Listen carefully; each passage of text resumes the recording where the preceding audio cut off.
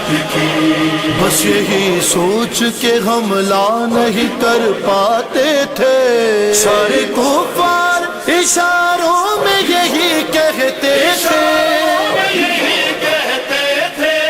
ہے نبی سوئے ہوئے، ہے نبی سوئے ہوئے، جاگا ہوا ہوگا علی، تاریخ سناؤ شب ہجرت کی۔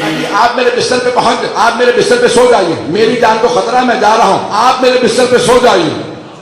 تو سارے شیعہ سنی مورخین نے بس ایک جملہ لکھا کہ جناب امیر المومنین علی بن ابی طالب نے کہا یا رسول اللہ، کیا میرے آپ کے بستر پہ سونے سے آپ کی جان بچ جائے گی؟ اب سمجھ میں آیا رسول خدا نے کسی اور سے کیوں نہیں کہا کہ میرے بستر پہ سو جاؤ، میری جان کو خطرہ ہے، میرے بستر پہ سو جاؤ۔ پیغمبر جانتے جسے سلا کے جاؤں گا نیند ہی نہیں آئے گی، جان کو خطرہ ہے۔ اب جناب امیر نے یہ نہیں کہا میرا کیا بنے گا یا رسول اللہ، یہ نہیں کہا کہ میرا کیا بنے گا، بس ایک سوال کیا۔ سب شیعہ سنی علماء نے یہی لکھا یا رسول اللہ میرے آپ کے بستر پہ سونے سے آپ کی جان بچ جائے گی؟ کہا یا علی میری جان بچ جائے گی۔ تو علماء اہل سنت و شیعہ سب کہتے ہیں تاریخ اسلام میں پہلا سجدہ شکر شب ہجرت بیعت رسالت میں علی ابن ابی طالب بجا لائے، فوراً سجدے میں گرے، کہا پروردگارہ تیرا شکر ہے تو نے مجھے اس لائق بنایا، میں تیرے رسول کی جان بچا رہا۔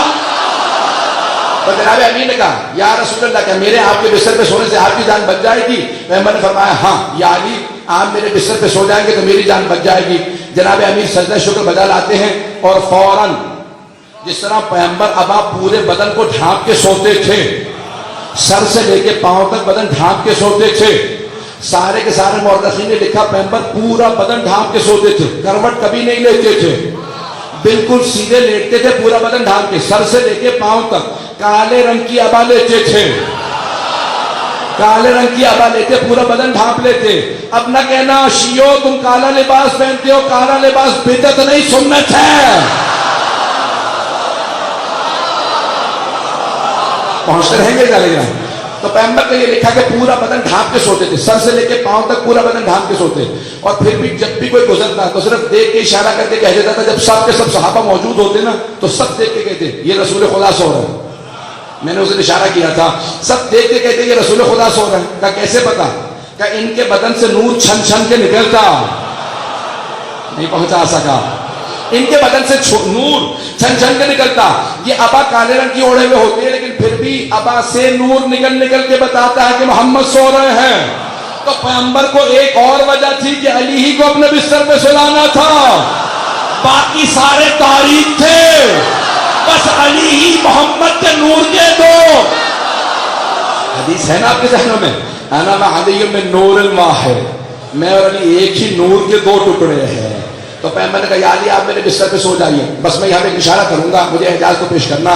پیغمبر نے ایک مرتبہ اپنے گھر سے قدم باہر رکھا، 40 محافظ بیٹھے تھے، ابو سفیان کے بھیجے ہوئے، ہاتھوں میں نیزے کہ ہم نے قتل کرنا، رسول خدا کے قتل کے لیے آئے ہوئے تھے۔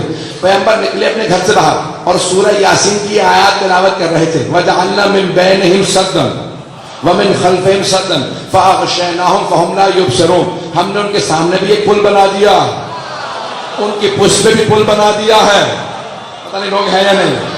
وَجَعَلْنَا مِن بَيْنِهِمْ سَدًّا فَأَغْشَيْنَاهُمْ فَهُمْ لَا يُبْصِرُونَ، اور ہم نے ان کی آنکھوں کو اندھا کر دیا، انہیں کچھ نظر نہیں آتا۔ پیغمبر سے کہا بس یہ آیت پڑھیں، خاک اڑا دیجئے اور آپ گزر جائیں گے۔ عزیزان گرامی، تمام کے تمام علماء کہتے ہیں جب بھی آپ کسی مشکل میں ہو اس آیت کی تلاوت کیجئے، قرآن زندہ معجزہ ہے، اس زمانے میں بھی اس زمانے میں بھی آج بھی کام آئے گی۔ تو آیت نمبر 9 ہے سورہ یاسین کی، قرآن کا زندہ معجزہ۔ عزیزان گرامی، پیغمبر شب ہجرت گزر گئے، جناب امیر پیغمبر کے بستر پہ سو رہے ہیں۔ واقعے کو مکمل کر دوں، پیغمبر ایک مرتبہ نکلے، راستے کے اندر آپ کو معلوم ہے کہ کیا کچھ ہوا، یہاں جناب امیر بستر رسالت پہ سو رہے ہیں۔ ابو سفیان نے سب سے کہا تھا جیسے ہی صبح رات ڈھل جائے، صبح نمودار ہو، سب ایک ایک نیزہ صرف اور صرف محمد پہ وار کر دینا، صرف ایک ایک نیزہ۔ ایک مرتبہ ایک نے کہا سب آہستہ آہستہ اندر آ جاؤ، سارے کے سارے رسول خدا کے گھر میں داخل ہوئے۔ ایک مرتبہ ایک نے کہا میں چادر کھینچوں گا، سب کے سب نیزے مار دینا۔ اگر کوئی سن رہا ہو کہ یہاں اتنے لوگ موجود ہیں بڑے بڑوں کو خطرے میں نیند نہیں آتی، اور وہ علی جنہیں سونے کی عادت نہ ہو، 1000 رکعت کی عادت ہو۔ لوگ ہے یا نہیں؟ ایک آدمی نے اعتراض بھی لکھا کہ مولا 1000 رکعت پڑھتے تھے، کہا نیند نہیں آتی ہوگی تو 1000 رکعت پڑھ لیتے تھے۔ پتہ نہیں لوگ ہے یا نہیں؟ بغض علی بڑا سر چڑھ کے بولتا ہے، اس نے کہا علی کو نیند نہیں آتی ہوگی، اس کی ہزار رکعت نماز پڑھتے تھے، ہمارے والوں کو نیند آتی تھی، سوتے رہتے تھے۔ تو مولا کو نیند نہیں آتی تھی تو علی نے شب ہجرت سو کے بتایا نیند آتی تھی، اور ایسی آتی تھی کہ قاتلوں کے سائے میں، نیزوں کے سائے میں صرف علی سو سکتے تھے، اور کوئی ہوتا تو ویسے ہی ہاتھ پھیلو۔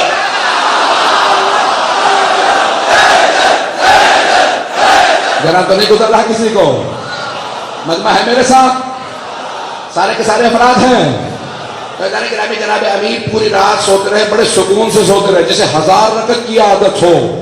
وہ سب کی چیمی گوئیاں سن رہے ہیں، باتیں کر رہے ہیں لوگ، ہاتھوں میں نیزیں، ایک نے چادر کھینچی، کہا کہ نیزے چلا دو، جیسے نیزے چلنے لگے ایک نے کہا رک جاؤ، یہ محمد نہیں علی ہیں، نہیں پہنچا سکا۔ عزیزان گرامی، وہ دیکھنے والے شیعہ نہیں تھے، رافضی نہیں تھے، ابو سفیان کے بھیجے ہوئے تھے۔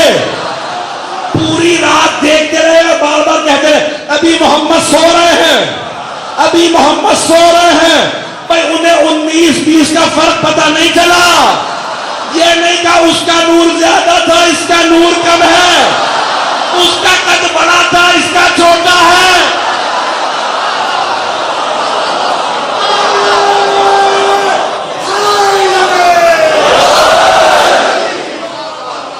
ہے جانے کیا میں پورا ہونے ذکر دے رہا ہوں آپ کی خدمت میں۔ وہ ابو سفیان کے بھیجے میں پوری رات دیکھتے رہے، کہتے رہے کہ محمد ابھی سو رہے ہیں۔ اب جیسے ہی نیزے چلنے لگے، چادر کھینچی تو ایک نے کہا رک جاؤ، یہ محمد نہیں علی ہے۔ ان میں سے ایک نے کہا یا علی محمد کہاں؟ میں کہتا ہوں سوائے حیدر کرار کے کوئی اتنے اطمینان سے جواب نہیں دے سکتا۔ ایک مرتبہ جناب امیر نے سر اٹھایا، کہا چادر واپس کرو۔ مولا نہتے تھے، پتہ نہیں پہنچا پا رہے ہیں، مولا نہتے تھے، نہ تلوار پاس ہے نہ نیزہ پاس ہے۔ ایک مرتبہ کا چادر واپس کرو، ان میں بھی ہمت نہیں تھی۔ میں کہتا ہوں آنکھوں ہی آنکھوں میں کہا ہوگا رہے یہ سرخ آنکھوں والا ہے، چادر دے دو، کہ چادر واپس کرو۔ کہ یعنی اتنا تو بتا دو محمد کہاں ہے؟ کہ کیا میرے پاس امانت رکھوا کے گئے تھے؟ اور جو فرما رہے ہیں ظالم کہ میرے پاس امانت رکھوا کے گئے تھے۔ ایک مرتبہ ان سب کو پتا تھا یہ علی ہے، چادر دی جناب امیر دوبارہ، کیوں؟ اللہ کا حکم یہی تھا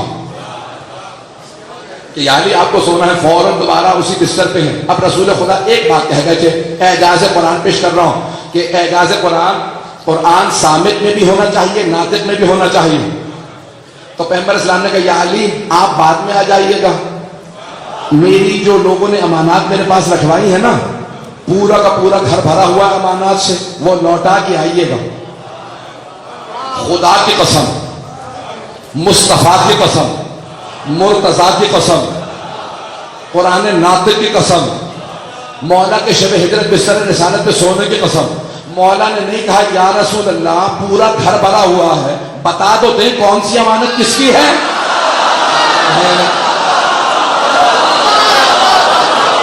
پہنچ رہے یا نہیں پہنچ رہے؟ یہ نہیں کہا کہ مجھے بتا دو یہ کون سی امانت کس کی ہے، کہا یا رسول اللہ جو امانات آپ نے لی تھی وہ امانات لوٹا دوں گا۔ اب شیعہ سنی کتابوں میں ایک حدیث ہے وَلَا يُؤَدِّي أَنِّي إِلَّا عَلِي، میری لی ہوئی امانات کوئی ادا نہیں کر سکتا سوائے علی کے، لِأَنَّ يَدِي وَيَدُ عَلِيٍّ فِي الْقَضَاءِ سِوَا، کیونکہ میرا اور علی کا ہاتھ عذابت میں ایک سا ہے۔ توجہ، جو امانت دے رہے تھے پیغمبر کے ہاتھ میں، پیغمبر کہہ رہے تھے لوٹائیے گا یا علی آپ، امانت دی پیغمبر کے ہاتھ میں، مولا نے کہا لوٹاؤں گا میں۔ عزیزان گرامی سارے مورخین نے جملہ لکھا کہ جیسے ہی صبح نمودار ہوئی سارے مکے والے آنے لگے، کہا سنا محمد ہجرت کر گئے؟ مولا نے کہا کہ ہماری امانتوں کا کیا ہوا؟ کہ گھر بھرا ہے۔ کہا اب تم ایک قطار میں کھڑے ہو دو میں امانتیں لوٹاؤں گا۔ مولا چہرہ دیکھتے امانت لوٹا دیتے۔ کسی مشرک و کافر نے کہا یہ میری امانت نہیں ہے، چہرہ دیکھ کے امانت لوٹانا جانتا ہو؟ کیا وہ چہرہ دیکھ کے شفاعت